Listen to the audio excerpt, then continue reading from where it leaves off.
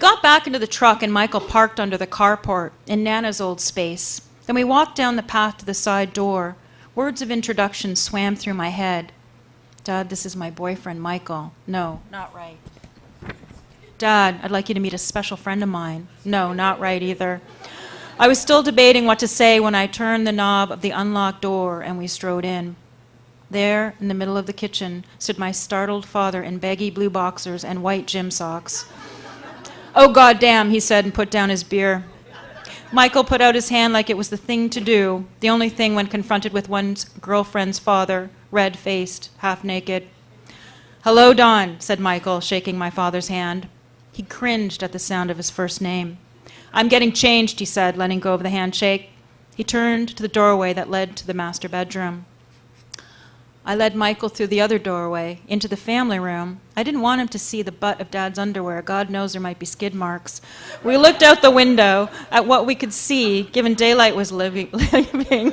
Can't laugh, sorry. We eyed each other and smiled, but I didn't break into laughter. We knew Dad would hear us. He'd turn the radio off. Sit, Dad said when he came back in. He was tying the string of his cotton track pants. I'll stand, said Michael, rubbing his back. Long trip. I sat. But Dad didn't sit. He wasn't about to look up at the new man in my life, a man who dared to call him Don, not Mr. Maharg. He remained standing. I hear you're an engineer. We'll be in a couple of years if all goes well. Michael wriggled his right pinky finger. I'll have an iron ring. You know how to work with your hands? He looked at Michael's hands as if they had the answer. Yeah, I know how to work with my hands. Good, Dad said, cocking his head. You can help me trim that bugger of a hedge. Dad, I said, it's getting dark out. Michael has to drive back to Hamilton. Dad looked out the window. Plenty of light out there.